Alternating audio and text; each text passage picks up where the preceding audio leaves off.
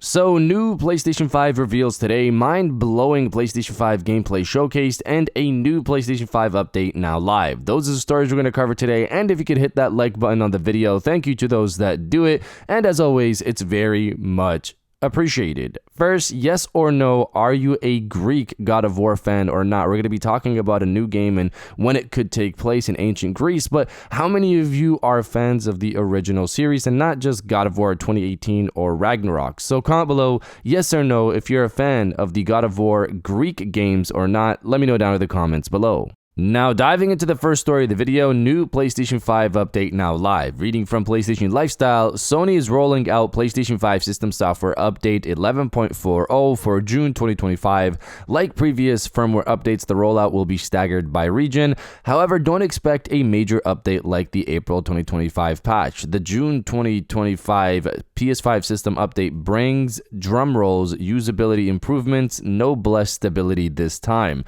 We've improved the messages and usability on some screens, the patch note reads. As far as messages are concerned, we know that Sony has been cracking down on PlayStation 5 players sharing links via the console's messaging system. In recent months, it was a loophole that players were exploiting to access PS5's browser, which Sony isn't too happy about since it enables modders to jailbreak consoles. As a reminder, sharing links now often leads to players receiving a system-generated warning from Sony against breaking terms of service. So, I was not aware that if you send links now to friends or yourself, I guess, you'll get a system-generated warning. This is kind of crazy that Sony is doing this because this is clearly a point that people want to access the browser that you guys clearly have on the PlayStation 5. Like, it's there. We know it's there. You guys just don't give us access to it. I think Sony needs to figure out a way to allow people to use a browser and attempt to avoid hacking possibilities or give people what they want, which is picture-in-picture when they're playing a game, for example. Let players be able to use the YouTube app to stream something while you're playing your game, like watching a walkthrough while you're playing a game, stuff like that. That's what many people I know use the browser for. And if you're enjoying the video so far, hit that subscribe button and join our growing community on our way to 150,000 subscribers.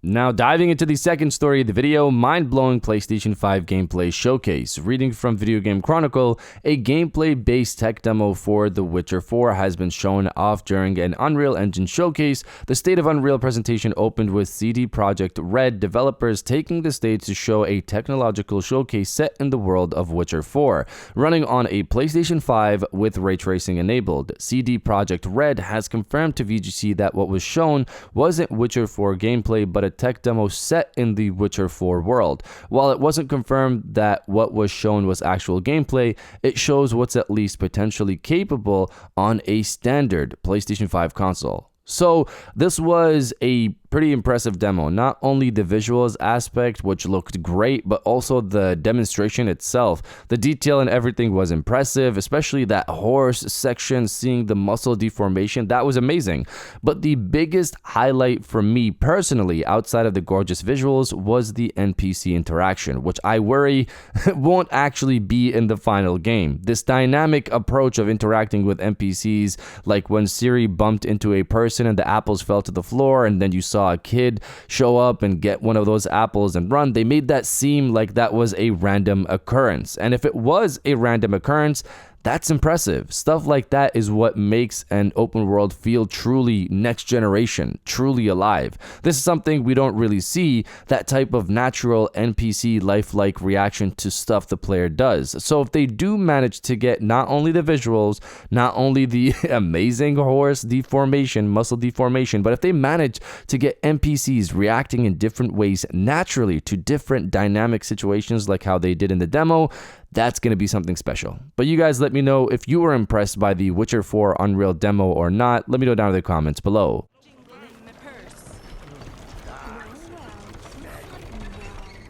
And now diving into the final story of the video, new PlayStation 5 reveals today. So it's finally been confirmed that Sony is going to have a State of Play event later today at 5 p.m. Eastern. They stated this: State of Play returns June 4th. Watch live for news and updates on must-play games coming to PlayStation 5. The show highlights a selection of great games from creators across the globe. The 40-minute plus show begins on June 4th at 2 p.m. Pacific. So this is one of the longer State of Play events. Now, what about what could be shown at the show? They state watch live for news updates on must-play games coming to the PlayStation 5. So let's go over what could possibly be there. So the first one I want to talk about is, of course, Resident Evil 9. This game has been rumored for some time now, and obviously it was confirmed last year that the next Resident Evil is definitely in the works. Recent reports have stated that Resident Evil 9 will be revealed this week. This is either going to be at the State of Play today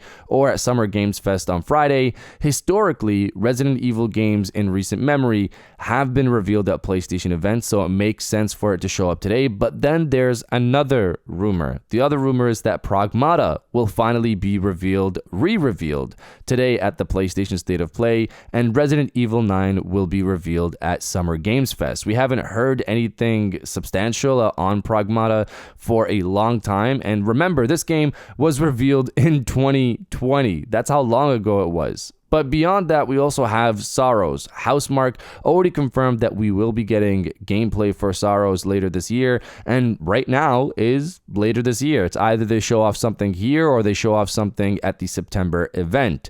Next up is Wolverine. Insomniac has been quiet in terms of what's going on with Wolverine for some time, and obviously people have noticed that.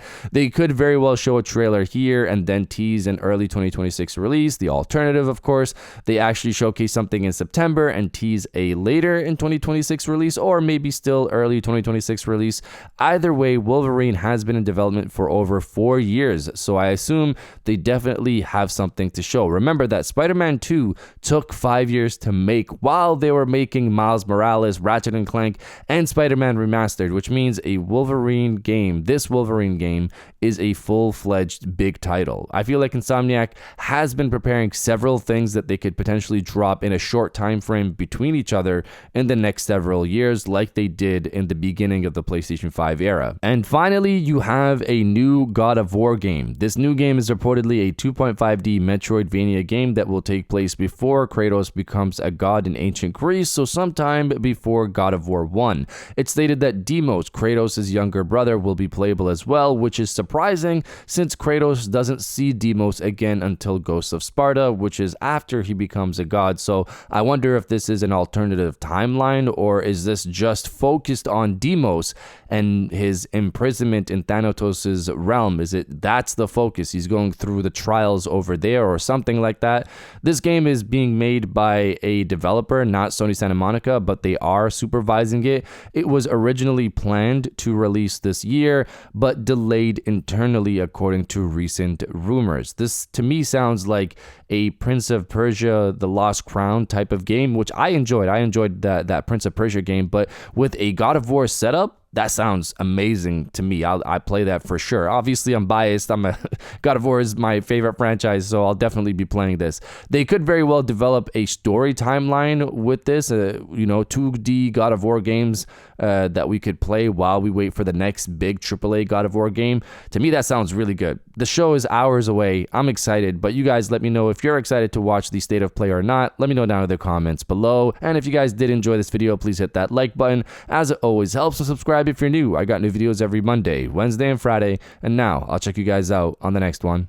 And welcome back to the after show. This is the part of the video where we have a little fun down in the comments below. If you're old, welcome back. If you're new, welcome. For today's thing, what I want you guys to do is the body, obliterate, destroy, and overall harass the comment section with the Reveal season begins. It's going to kick off today with the PlayStation State of Play, but we have several events to go for the rest of June. I'm excited for all of those. If you are as well, destroy the comment section with the Reveal season begins. And I'll definitely heart those comments like I always do, because I appreciate everybody who stays to the end of my videos. And now I'll check you guys out on the next one. I will never forgive you, brother.